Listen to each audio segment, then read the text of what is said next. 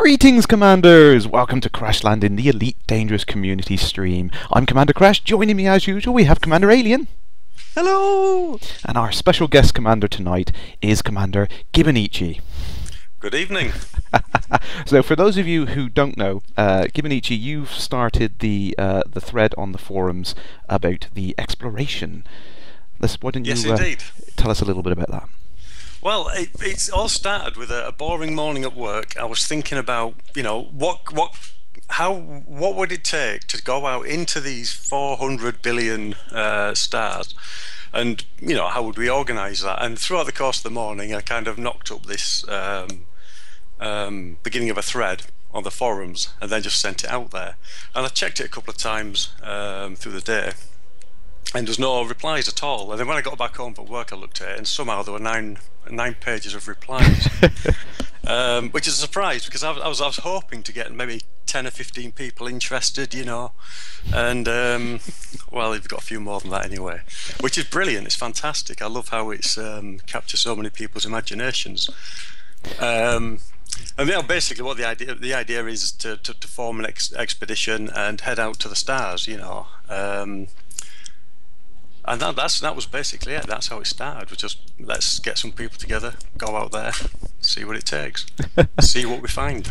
Yeah, I think that's the thing that I'm really finding fascinating about the whole Elite Dangerous experience so far. Is there's so many fun things that people are coming up with doing already, and it's the game's not even there yet, and there's all these fantastic ideas and things cropping up that people are suggesting. And I was one of the first people to jump on your thread and yes, absolutely want to do this. I mean, exploration has always been one of those really, really cool things that I've wanted to do in Elite, since playing the originals, really. So yeah, I cannot wait to get involved with that, really. Well, that's the thing as well. I mean, in Frontier and Elite 2, you could go out there into space, you could go to all these places, but it was a bit dull. But if you're doing it with other people, straight away, it's it's 125% more fascinating. Yeah. Yeah, and I think that kind of falls in with David Braben's kind of his vision for the game. It's like if he could have done multiplayer back in the day on the older systems, he would have. And this ability that we've got now to do that, he's absolutely fascinated with it and cannot wait to kind of see what's going to come out of it. And no, I can't wait myself. I think it's going to be fantastic. But it's funny because when oh, sorry. Sorry, carry on. No, carry on. When I was at technical college, way back in the 80s, we had a lab full of BBC computers, and I was doing an IT-related course. So of course, when the end of the day came, everybody from the course, they went to the BBC labs with their Elite discs, and we played. We played Elite all in the same room, and that was. I remember thinking back. Being at that time with all these people in the room sharing our experiences in various systems, and it was as close to being in a multiplayer Elite ever. It was. It's almost like a LAN party. Absolutely, yeah. Except, we weren't actually in the same world at the same time, but we were as close as you could get in those days. Yeah. And it's something we've got the opportunity to do it for real now. So. Absolutely. Do you have a question there, Alien? Question, yeah, for Gibbonici. What is the origin of your nickname, Gibbonici? Well, it started out as a real-world nickname. I used to be nicknamed Gibbon. A long story behind it. And then me and a few mates, we played this play-by-email game. What was it called? Machiavelli, the Prince. It was like a set in Venice, kind of a strategy come trading game. And when we started to play that, we made a rule. We all had to have Italian-sounding names. So I added Ichi to the end of Gibbon, and the name has stuck. Karakino says, Kerrash, if you encounter me on the premium beta, please be kind. Don't knock me down, at least not immediately after you see me online. I must learn how to use the X52. I won't. I have no intention to be mean to anyone, unless you have a bounty, of course. But no, I kind of, as much as I appreciate all the fascinating different kind of play styles that people are coming up with, the kind of idea of being a pirate, I never really did it in the original games, and I'm not really interested in doing it You know, so I should be out there bounty hunting maybe. So as long as you're good, I won't shoot at you. So it's a very generous approach. I like to So, help. Kerrash, do you want to say what ship you're in? Ooh, yes. Some of the observant players might have noticed, well, people watching might have noticed that I am in the Anaconda, which is a awesome ship. It's absolutely fantastic. I can see around me, this is the main reason I got the Rift on tonight, to see some of these cockpits. They look absolutely stunning with the Rift on. We've got a 2 seats, one either side of me. For I assume crew members when they get in there, and it's fantastically, you know, you're so close to the front of the window here that you get an awesome view of the ship and that front end. And I tell you, it is very difficult to dock. Not a simple proposal. Gibbonici, Tathorian says he's in the same group you're organising, and he says to say hello to you from him. Ah, it's Tay. Hi there, Tay. Greetings, Commander. Yeah, we've actually put together, we've got a website and a forum up, which, is there any way to put text on? Yeah, definitely, you can enter. Yes, you can paste links. Yep.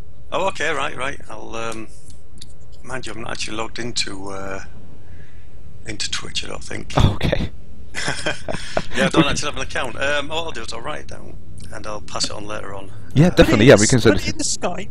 Yeah, and Oh, that's a good idea, yeah. yeah, pass it across, and I can always put it on the video description as well. So. Yeah, excellent. You know, I'm so terrible with Skype. No worries. I do like. I don't know if you guys have seen the hyperspace effect when someone's got the Rift on. It just takes my breath away every time. It's fantastic. It's like you always have that limitation in like FE2 that you couldn't actually go to external view when you're hyperspacing, and it always bugged me. It was just a silly little thing, but being able to look around it's just like giggling little schoolboy every time I see it. I'm like, yay!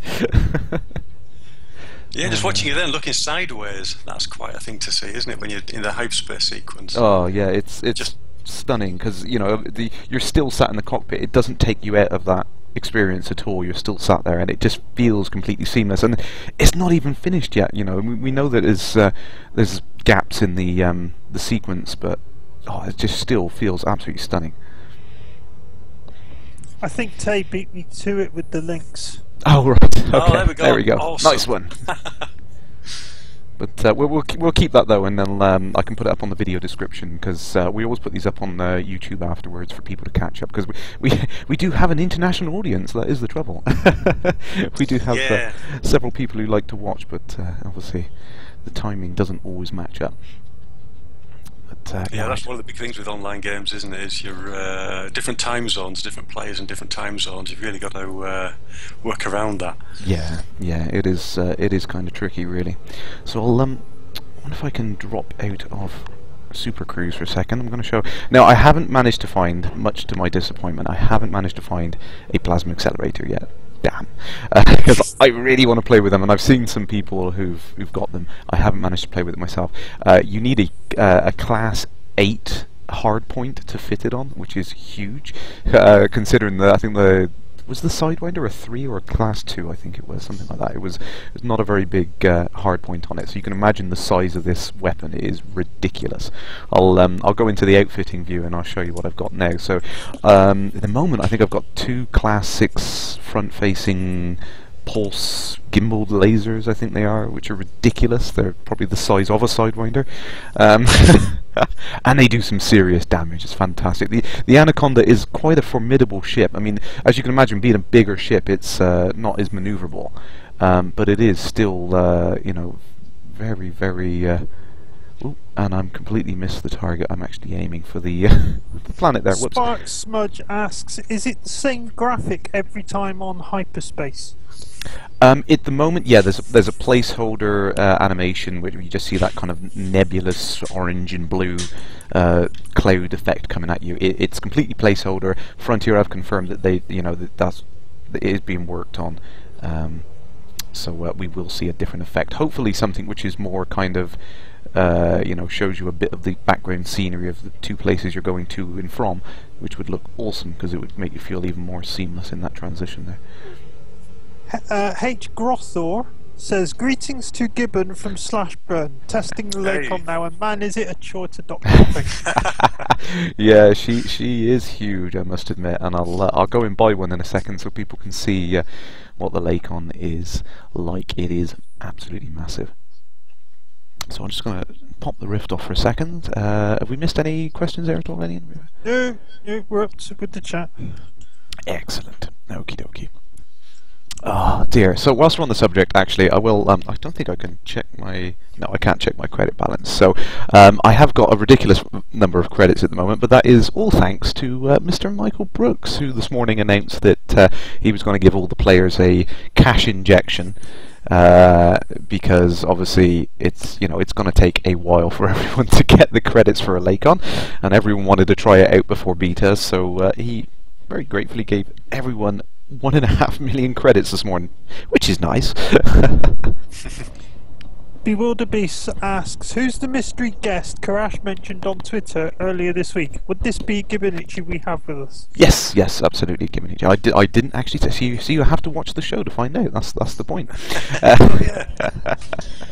Man of mystery. Oh yes, yeah, I like it. We like our secrets. We have many. Well, the thing is, I think it leaks out of Frontier. The only thing that gets out of Frontier developments is secrecy itself.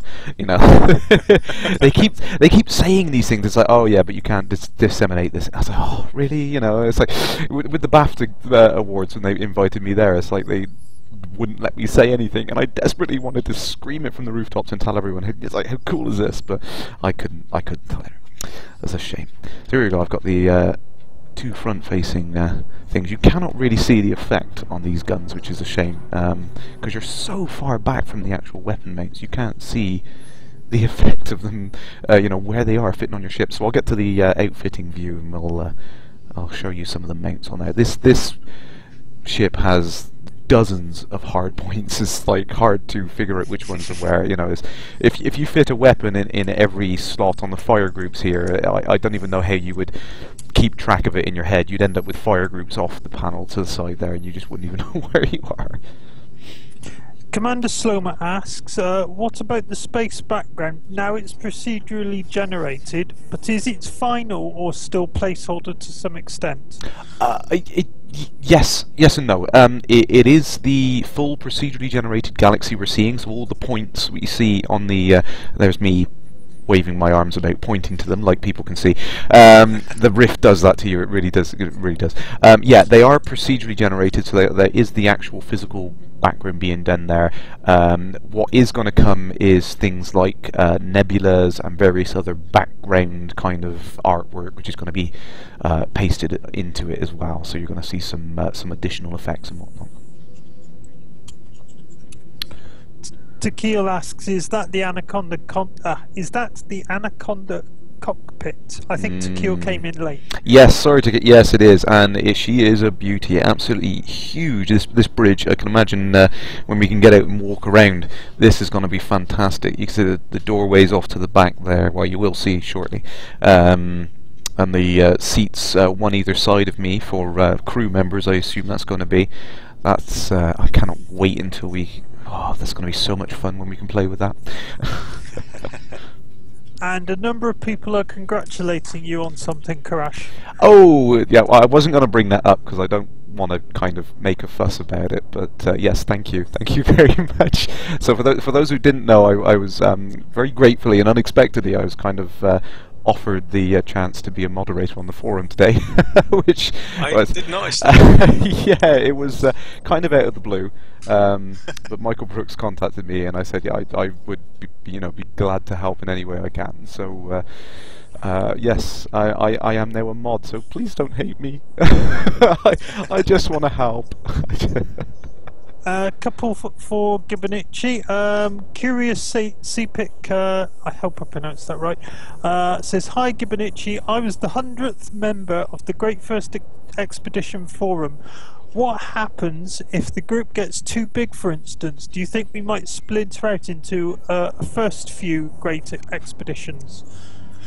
Well, we've kind of thought about that already because we're going to potentially have a lot of people flying in the same direction at the same time. However, a lot of people are going to be in different time zones. A lot of people are going to have different times when they can actually be online. So we're not all necessarily, all 100 of us or whatever, not going to be on at the same time.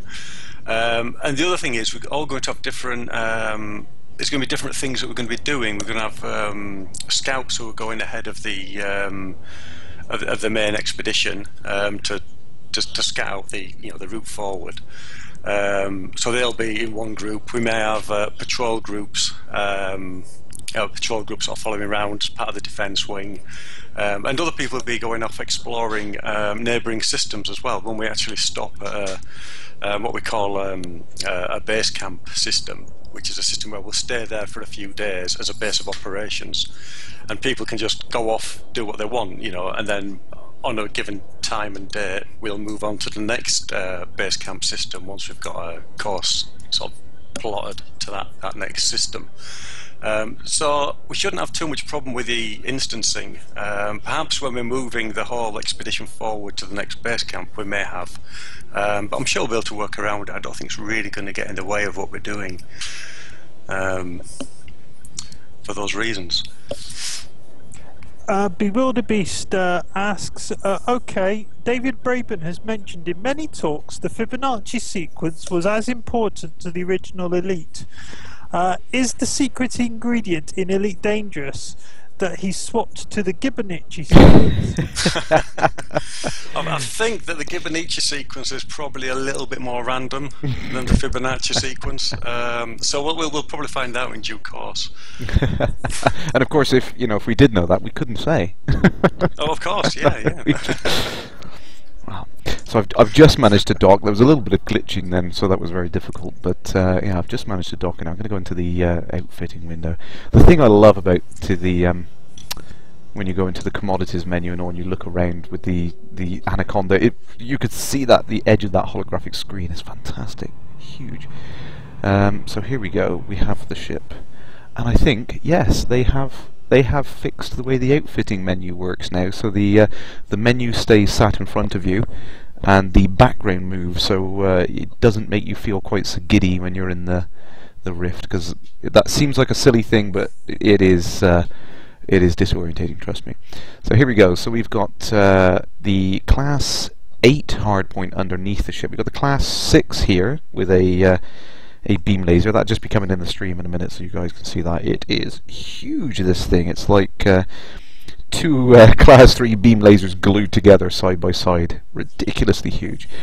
My Class 8 hardpoint, as I said, completely empty at the moment. I've not managed to find anything worthwhile put in there, which is a shame, because I really want to play with that plasma accelerator. There we go. And then you have on the top, you can see the cockpit there. We've got I've managed to find two Class 5 gimbaled pulse lasers, which fit into a Class 6 hardpoint. So I think we spoke about that before, that hardpoints of a given size can house a gimbaled weapon one class below their maximum rating. So you need to kind of shop around. Now at the moment, all of the weapons you buy are kind of randomly populated in the world. There's no kind of real system in place at the moment. You just may or may not find the weapon you want, but obviously that is also going to depend on things like market factors and whatnot later on, and what type of system you're in, whether it's high-tech or industrial or whatnot. You can see the Gatling guns on the front here. Huge things these are. These are right on the very, very tip of the Anaconda. So you can see we can see the little windows down there and everything. You can get a really good view of the ship like this. It's fantastic. And I haven't got any other bits installed, I don't think, because yeah, it's there's not a lot else on there. So what I will do, I'm going to sell all my stuff because of course the game does work just like FE2 did. So if you don't sell all of your gear before you sell your ship, you're going to lose credits. So make sure you do that. And I probably Hergrothor says the plasma accelerator is sold in Ibutis Chango Dock. Yeah, I've looked around in there, but it's also kind of random on whether or not it does populate in the outfitting, which is a shame. I was playing around last night, desperately trying to find the thing, and so that I could show it tonight, but it just did not show up for me. I was, trying all of the different docking things out, all of the different stations out. So let's see, we've got 1.7 million credits. Let's see, yep, we got a Type 9 on there, 1 million credits. So let's buy that. Let's take the Rift off for a second because it's going to take a while to transfer ships. Oh dear. Coaster45 asks, is the expedition heading in a specific direction, like a journey to the centre of the galaxy? This is something we're discussing on our forums at the moment. Is my original idea was, yeah, we'll go straight for the centre of the galaxy. That'll be easy, and it's not. It's 27,000 light years away, which is going to be impractical. So what we're trying to do at the moment is get a few interesting systems and sites around the galaxy and try and sort of stitch them together with a course that goes roughly in the right direction. But our sort of final goal, what we're actually aiming for at the moment, we're not too sure. I'm wanting to head towards into the Sagittarius arm, try and find like a northwest passage into a different arm of the galaxy, but we'll see what we come up with. We're always open to suggestions on everything, frankly. Yeah, go on. Carry on. No. Go on. I was going to say, I really can't wait to get out there and explore more of it. I mean, it was going towards the centre of the galaxy was always that kind of like thing that everyone wanted to try in Elite 2, and it was, it's going to be really fantastic now. And I'll bring the map up shortly when this loads back up, and we'll have a quick look at what's around, because of course the map is now so much more deep because we've got that vertical element to it now. And when you look at the current systems, the old worlds, the Alliance, the Federation and Empire, they're kind of vertically stacked in the galaxy, if you will. So going out to the side is going to be just as much interesting things to explore that way as anywhere, really. Okay, 2 questions for Kerrash and 1 for Gibbonici. Kerrash, do you have the Rift Dev Kit 2 coming in July? I have to say no to that. I would love one, but I'm holding on for the consumer kit because I think that's going to be much better quality. Jay Quatson asks, could you please look towards the ground in the Lacon? Okay, will do. And for Gibbonici from Bewilderbeast, are you doing anything to track and collate the discoveries and screenshots people on the expedition will be gathering? Absolutely. What we want to do is, at the very minimum, on our website we're going to put up a wiki system where we can, for each system we visit, we're going to put up a screenshot of the system. Expedition members can put their own pictures and videos up, and put their own blog entries up as well. And over time we'll build up like an ongoing sort of log of the expedition as we go through, and people will be able to come see where we've been, find out what happened there, find out what there is to discover for themselves there. And I'm quite excited about that because we can, it'll be like a museum of the first great expedition in Elite Dangerous. Yeah. So that's quite exciting. Yeah, I can't wait to start contributing to that. That's just going to be fantastic. I think that's going to be the really good thing. Is it's almost like a wiki, isn't it? It's going to be like this history, this archive of things and events, places we've seen and stuff like that. It's going to be great to do it. And of course, the great thing about the way that Elite Dangerous is built is that procedural galaxy that it's built on. There's going to be stuff out there that the devs haven't even thought of. There's going to be these random places and events that are going to occur. And as we find them, I think Frontier are going to be just as fascinated to see the results of the exploration as we are, so it's going to be great fun. Yeah, I mean, that's one of the things that really interests me about it is nobody knows what's out there. Literally nobody's got a clue. Yeah, it's going to be fascinating. Cannot wait to get there. Zach Zephyr asks, who came in? He says he came in late, so he apologises for that. Gibbonici, where is the expedition starting from? I wish I could give you an answer to that, but I don't actually have Alpha, so I haven't got access to any of the maps or anything. I think where we aim for will be where that will determine our start point. And I think we're going to have to keep that where we start from a little bit to ourselves at least for a while, just because we don't want to get ambushed on the way out by pirates. Keep And stum. Exigimus, I think I pronounced that right, asks, so how do I join the expedition?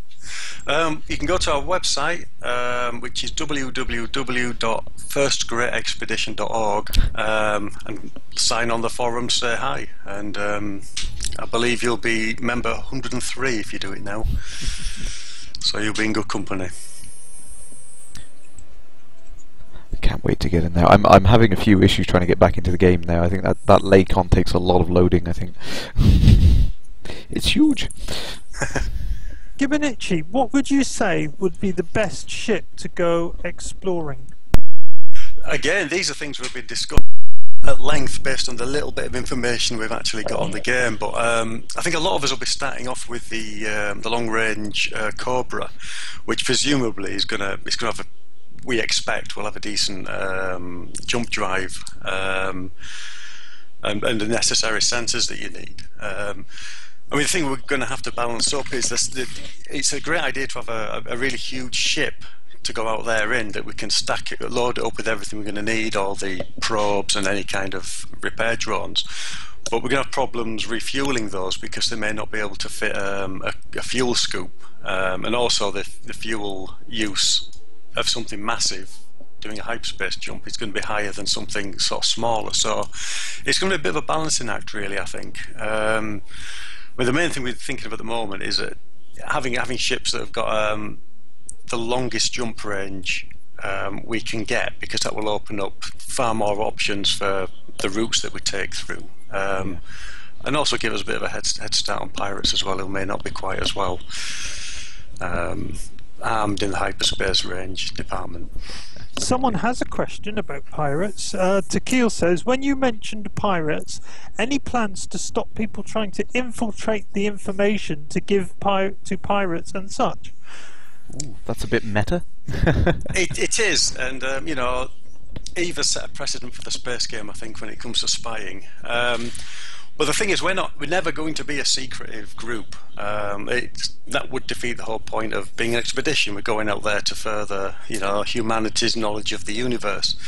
So, if they want to find us, they'll be able to find us quite easily. So I'm kind of hoping that if anybody wants to be a spy and infiltrate our ranks, they'll just be very bored most of the time, because we're quite happy to tell anybody anything at any given time.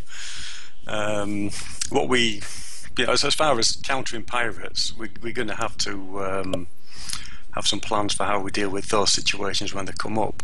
But once we're a few hundred light years away from the frontier, it's going to be very difficult for pirates to catch us anyway. So hopefully, we're kind of banking on that a little bit. Yeah, we'll be fine.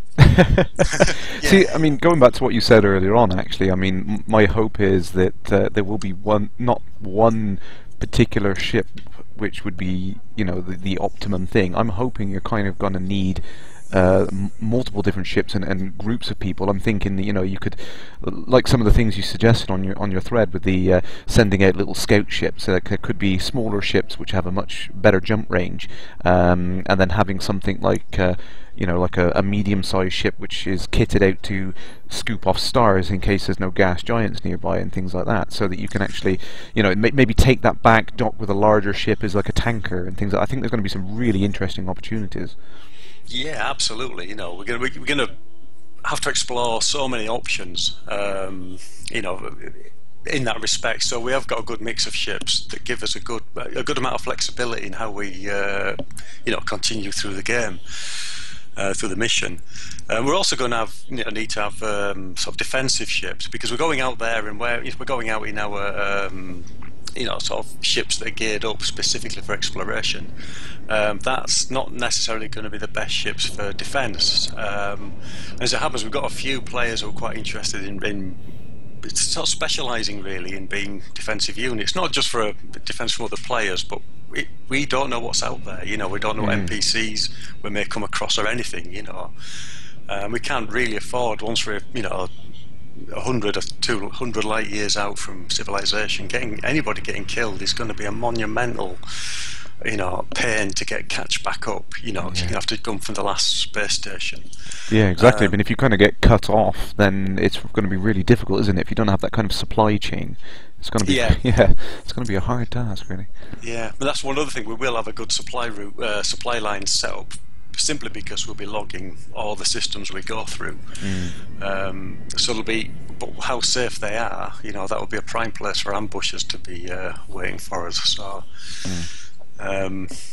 Yeah, we have to be careful. There's a lot to consider. It's just as well it's a few months before the game's actually coming out. Yeah, and I mean, sorry, go on. No, go on. I was just going to give a couple of questions from the chat. I forgot what I was going to say anyway. So. Curious Spec asks, Kerrash, are you planning on spending the majority of your playtime with the expedition? Oh, I don't know. I think there's going to be so much to do. My brain's going to explode as soon as release is out. Actually, I'd like to spend a lot of time with the exploration crew, but there's so many other things I want to try. I might just have to start up a couple of commanders and try different things. I definitely want to give Iron Man mode a go, so I will be at least having a couple of commanders on the go at one time. I'm going to need to retire, aren't I, to play this? Lobster99 asks, what about fighting off polar bears? I have it on good authority that polar bears are a common hazard in exploration. Yeah, well, that's another thing we have to consider. Polar bears, Bigfoot is a particular fear of mine. We haven't quite got any plans together for dealing with polar bears and other such polar creatures, but we will do. Karakino says, Coaster 45 says, do a Brian Blessed and punch it in the face, Lobster. That's reference to the polar bears. I just write that down. Karakino asks, I don't know, all these guys doing exploration, don't you all risk to consume quickly the things that there will be to be found? With 400,000 million star systems, I don't think we're going to exhaust that. Try billions. Yeah, that's what 400 billion star systems. I think there's plenty to go around. It's funny because I was thinking about we're going to be, I don't know, potentially littering these places, and it was actually going through my mind at one point: is that ethical? To be dumping, and then I came to my senses and realised it's a game and it doesn't really matter. But that's the thing, though, isn't it? I mean, it's so kind of believable. It fools you into that sense of thinking about those sorts of ethical choices, and it is completely irrelevant. But you kind of have to step back and oh yeah, it is just a game, isn't it? Yeah, absolutely. And carry on. Yeah. I can only imagine it being worse if you're in the Oculus Rift. Oh yeah, it is. It's very, very odd. It really does kind of give you that weird feeling that you really are there in this world. It doesn't feel like a game anymore, especially when you're looking around, just kind of intuitively arcing your head around like I was just then, and seeing the things around you. It just feels real and natural. It is so odd. Yeah, that's a good cockpit for it as well, isn't it? Look at it. Oh, it's fantastic. It has such a wide view because it is pretty much just a big glass box you're sat in. And it's fantastic because, especially when you're lining yourself up to dock, now assuming I don't have any glitches like I did just now, which would be typical. That was very smooth. Oh, thank you. So you're expecting at least one explosion. See, that's the thing. I've been hearing a lot of people complaining about it, and it's like, and I've seen some other people with Lakons, trying to come in and land, and I've seen the problems they've been having. They're just doing it way too fast. They're just flying in like they would on one of the smaller ships, expecting it to just slot straight in there. Never gonna happen. You're just gonna get absolutely decimated if you do that. You just take it slow, steady. Think about it like piloting a truck in space. You'll be fine. Okay, so to catch up on the chat a bit more, Gibbonici, are any of the expedition members going to stream on Twitch? I don't know. I would presume if Crash joins us, there will be a few streams from him. I haven't really thought about it, to be honest. Yeah, I guess so. I guess so. If anybody wants to do it, it's Yeah. No, I mean, I'd definitely be interested in doing it. I think it'd be, it'd be a fun thing to do past release. I mean, that's been one of the things that's been on my mind really. Is I don't see what else we can do past showing things in the alpha. And I was kind of worried, thinking that not so much because there wouldn't be anything for me to do, but I'm thinking I want to show stuff to people that this is why I started this really. I wanted to show stuff that they don't have access to yet, so they can get a feel for it in the alpha and whatnot. Coming up to beta, I imagine there's going to be more and more people playing rather than watching. Please, you should be playing. Why aren't you playing? And then come release, obviously there's going to be less and less people that need to see these sort of things because they can do it themselves. But yeah, I mean, definitely going off and showing all these things, I'm hoping it kind of encourages people to go out and do these things and maybe join the calls really and come and explore. Psycho asks, sorry if I missed this already, how will you manage your expedition members not being all online at the same time and also wanting to play other ways? Is it a set night or nights per week? Well, that's a good question, and it's really, I mean, that's one of the core things that we've had to consider right from the start, really, is it's not just different times of being online, how long people can play in a week. I don't want it to be a situation where, right, Thursday night, 8 o'clock, everybody's on or you're out. We've all been there with guilds and corps or whatever. I want it to be a bit more relaxed than that. So what we've basically got a general operation plan where we'll move into a system and we'll use it as a base, like a base camp system. I talked about this earlier. And then we'll use it as a base of operations where everybody can do their own thing for a few days. We can send scouts ahead to the next proposed base camp, and then sort of we can get a safe route or a fast route or whatever established. Then after a few days of being in the base camp system, then we'll put on our forums a date and a time of when we're going to move to the next one, and obviously the location of the next base camp. We'll move up then, and anybody who's not online at that time, they can just catch up over the few days that we're staying there. So we're not going to be sort of charging ahead every day, moving. It's going to be a sort of a staggered advance. I think it needs to be that way for such a large group, without it turning into something very rigid and authoritarian, which I don't want. I don't think anybody else does out of the 100 or so people we've got. So yeah, I think that's the way we're going to approach that one. Tequil asks, Gibbonici, have you been speculating on the weird and fantastic things to find Frontier Developments may have hidden in the depths of the galaxy? Yes, I mean, I have no interest, well, very little bit of interest in actual real astronomy. But as we've been discussing the kind of places we want to go and see, and just because we've got so many people in the group and our Facebook group who are interested in astronomy, there's weird and wonderful things out there naturally, which are all part of the star catalogue that Frontier have got. So even before we get into the procedural stuff, there's already some really crazy stuff out there, and we're going to be trying to tag as many of those as we can. As for stuff that's out there procedurally, I absolutely no idea what might be out there. You can get a bit of an idea of what might be out there with Space Engine, which I've been spending a lot of time with lately as well.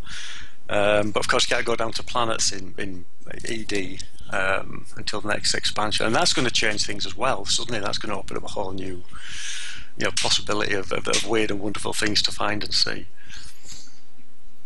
And this has pretty much been answered in the chat, but I'll read it out anyway. Curious Epic asks, will Premium Beta unlock more systems such that we can begin testing out FGE plans? Not sure what FGE stands for. That'll be First Great Expedition. Oh, you've got your own acronym already.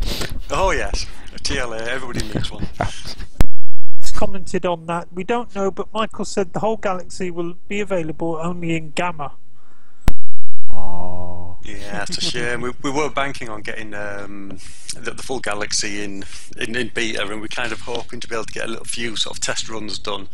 But I don't know. Are they planning on opening it up step by step towards Gamma, or is it just going to be like a few systems and then all of it in Gamma? I think I've heard that they're going to open things to the alpha backers and then to the premium backers, and that. So I think the alpha backers might see a slightly tweaked alpha build, and then the premium backers will get that build, and so on, and it kind of cascade down. I think that's the plan.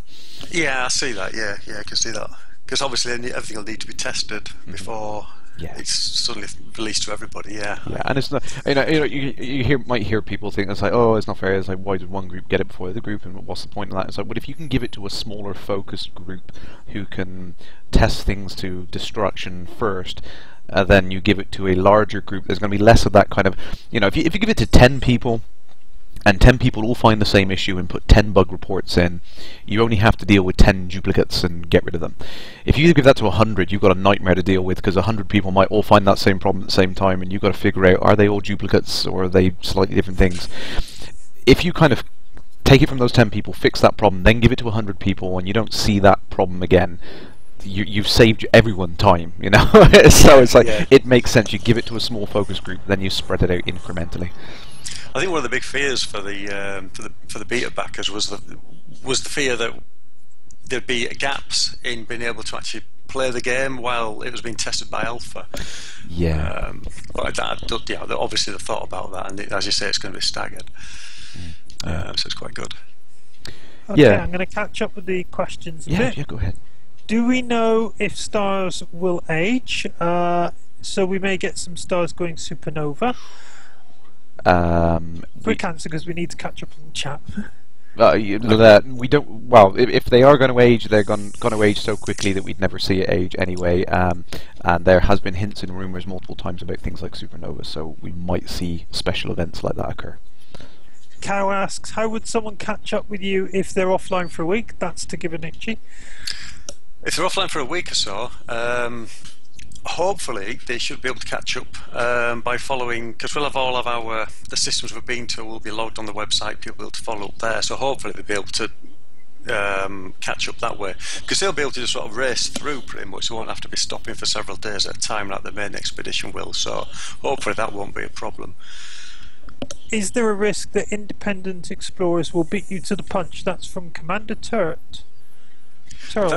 It is possible. It is possible. We don't really know at this stage how interdependent you will need to be to get far out into space. We started out with this idea that we'll have our supply all worked out, everything will be fine from that perspective. But we don't really know if that's going to be necessary. It might be easier for a couple of guys in a spaceship to shoot off into space quicker than us, And if that's so, then that's just how it works out.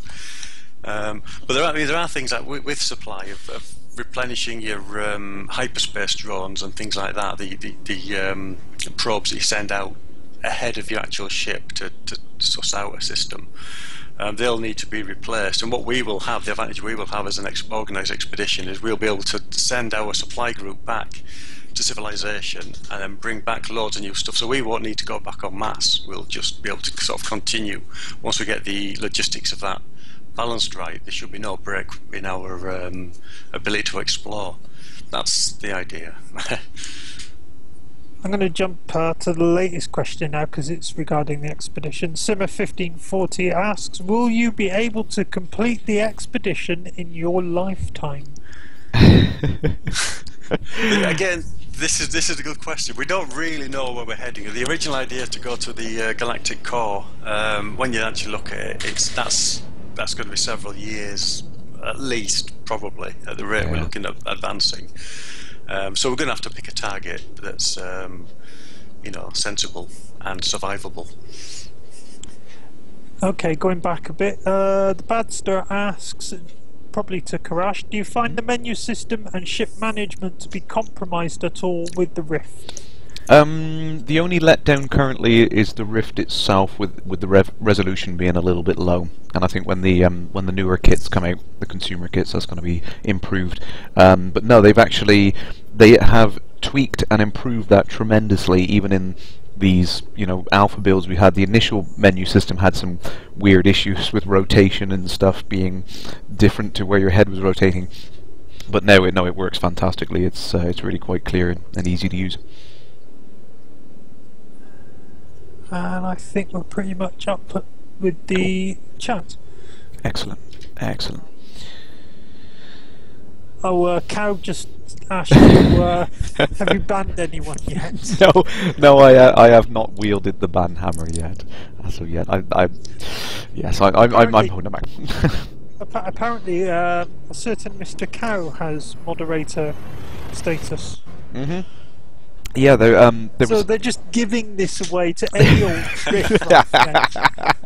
So there was lots of comments like that. Bless him. No, we love Cow. There were lots of moderators added in today. So I'm kind of hoping that's because Frontier are expecting things to really start to ramp up in the following months, because it feels that way. I mean, crikey, there's another newsletter out today. You know, that we've gone 21, 22, 23, 24 we're on today. It's just shot through this stuff. Yes, don't complain. I'm not complaining. No, it's you know, we've gone from this kind of period where they've been so busy head down trying to get the game working, and now suddenly there's all this information flooding out. There's all this stuff happening. It really does feel like they're ramping up to the final release, and it's a really exciting time. So,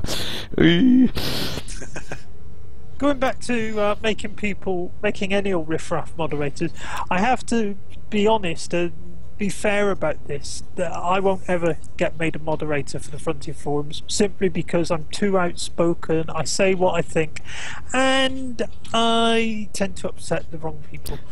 So, and I'm quite happy with that, because I'd rather have the freedom to say what I think. So, yeah, there is a responsibility thing when you're a moderator, isn't there? I'm already nervous, guys. You don't have to. Oh, you'll be fine. The thing is I'm an administrator for my own forum, so I know what to do, and I know what you can and can't do, and I know how to be a moderator and how to be an administrator, and I know I'd be good at it. But then again, I like to be able to say what I think. Yeah, and you can't have balance, both. isn't it? Yeah. Sometimes you want to be a civilian, don't you? You know, you don't always want to be the. That's what I'll have to start up. Policeman. I'll have to put an alt character on the forums. We've got. I think I just want to catch this question we've missed on there. Scrappy Dog. Will we have a Thargoid invasion of human space? I would love to be able to answer that question. Yeah. We don't know, but we have had confirmation that the Thargoids will be in the game. Yes. So anything Michael is possible. has hinted at it. Several times he's kind of, he's put it out there, and I can't wait. I think that's going to be some really interesting situations coming out of there. Especially coupled with the injected events, it could happen at any time, you know. Did we miss another one there, Alien? Sorry, I was Modernauts has said, flying the Anaconda has made me really sad that I lost all of my credits. Or him flying the Anaconda has made me sad that I lost all of my credits. I wouldn't worry about losing credits, because in about 7 days' time they're going to reset everyone. It's all going to go. Here we go. I got 500,000 credits. That's going to go pop. I mean, I suppose that brings us on to the hot topic of the moment, really, isn't it? Is this whole kind of hacking, exploitation rubbish that everyone's been going about? Yes, it's possible. Yes, it's easy. Loads of people have been doing it. It doesn't matter at the moment, and you know, I mean, Frontier came out today. They gave everyone 1.5 million credits so that they could try out the bigger ships without having to go through all of the trading up and everything. And I think it kind of proved a point, really, that yes, this game is going to be big, and you're going to have to invest, you know, like a lot of playtime into actually achieving these things when the game actually comes out. So that's why they kind of gave everyone a boost up today, so that they could get them and play with them. Tay asks, if we visit the Sol system, will we be able to locate Voyager 1 or Voyager 2?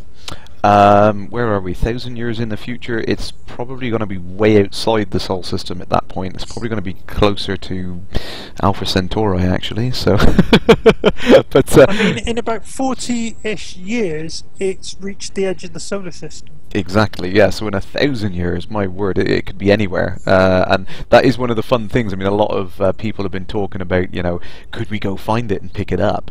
I think that would be a great little fun event to put in, and Frontier have kind of got that mindset of putting in these fun little events for us, so you may well be able to. Our space is big and Voyager's very small.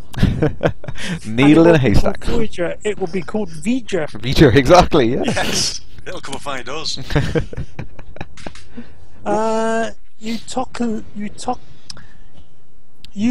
Oculus? Yeah. Yeah, that one. Has posted in the chat, originally posted by Michael Brooks, view post, cheating on the client, peer-to-peer, and even client-to-server on all aspects that we will be tackling in stages throughout the beta. At the moment, development focus is on the game, but other aspects aren't being ignored. Yeah. So, I mean, there's been a lot of talk about it. It's the hot topic at the moment. Everyone's worried about it. I'm not worried about it, but I have the benefit, like I said earlier on, I work as a software developer, I understand the process, and I know that really protecting one area of memory is not going to be a big challenge for Frontier to implement something to stop people doing that. And what I see they've done at the moment is they've built the client up with everything implemented in like the single player offline mentality. So everything's locally hosted on your client machine. All of that data's there in your memory on your machine, because that's the way you're going to need it to play it single player offline. Now they've got a template and a baseline to kind of show how that's going to work. They can then go and implement a secondary system, which is the online version, which keeps it on the server and it's transactional and no one can hack it and so on and so forth. So I'm not concerned about it. I think it's something they're going to be able to fix quite easily in an upcoming update, and it's not a critical big thing for them to do right now because they need to build all of the other systems they're planning on doing first. Jay Quartson says, I'm wondering if the impact of extra credits is not only bigger ships but more expensive loadouts of Eagles and Cobras. Yeah, absolutely. I mean, that's something that I'm going to go and have a play with now. I'm going to see how well I can kit out this Eagle, which I just swapped into. And yeah, there's some hard little ships going around. I've seen some proper Iron Arse Cobras going around, and yeah, they're kind of tough.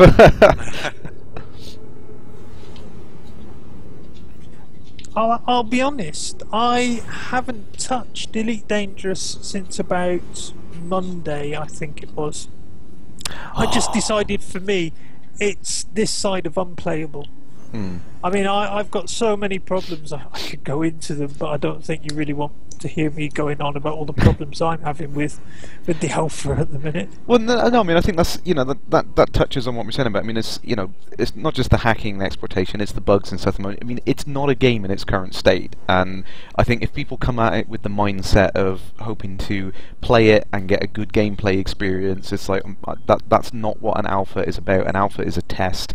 You know, it's not going to work great for you. You are going to have problems. Some people, I mean, I've seen some people on the forum, they can't even load the game. You know, they've got so many issues with, you know, like ATI drivers, and they've got some weird crossfire configuration or something, which, you know, Frontier have not had chance to test that particular configuration yet. They can't even launch the game. And, you know, that's something, you can't really come in complaining about that, because we all know that it's a test, you know. It's, I'm not complaining. No, I'm just saying, that's yeah.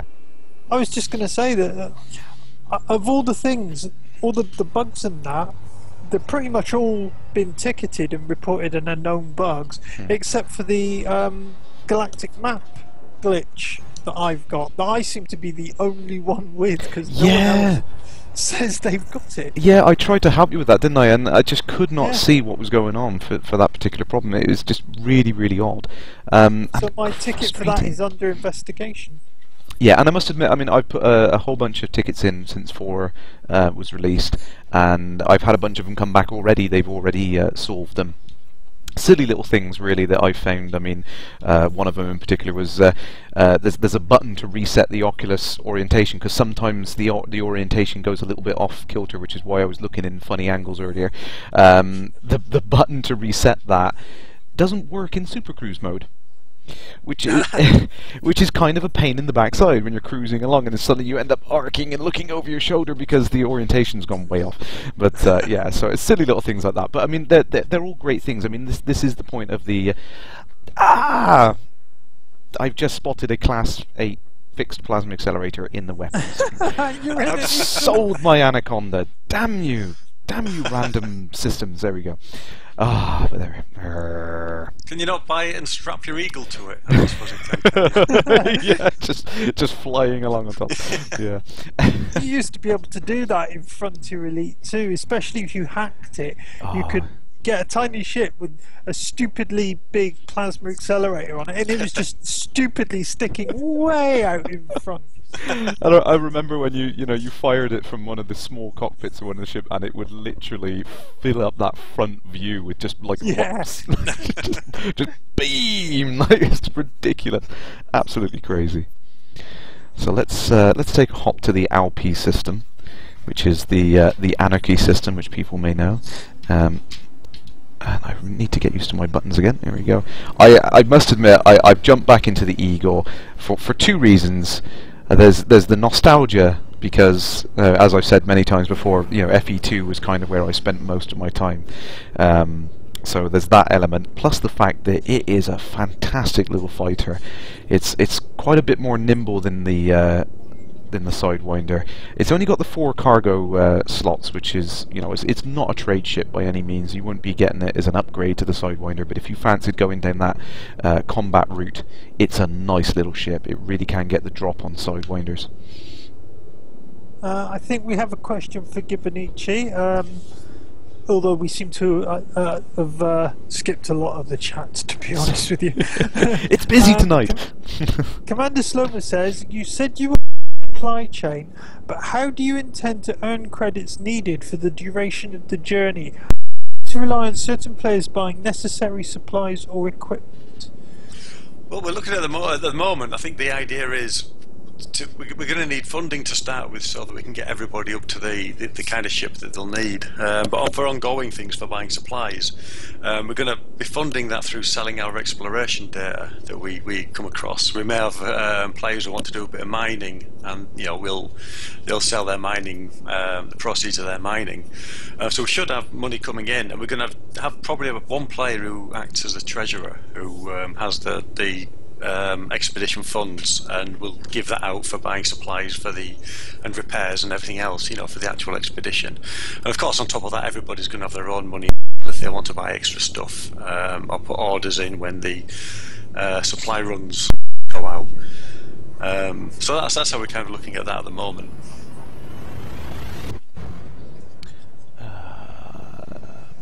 I think I just answered you just answered Curious Epic's question, which was what Commander Slomer asked as well. But about funding it.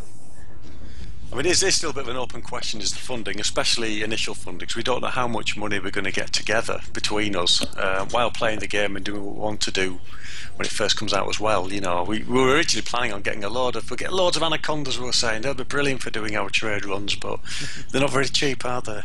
No. I've actually just noticed, folks, we've come up to the first hour. So I mean, if you guys are happy to carry on, we can do some more later on. But I think we'll just put a break in the stream now. Yeah, and I'm happy. We'll come back shortly. It's a good idea, yeah. Rightio. Well, thank you everyone for watching so far. We'll be a very short break, and then we'll show you more Elite Dangerous.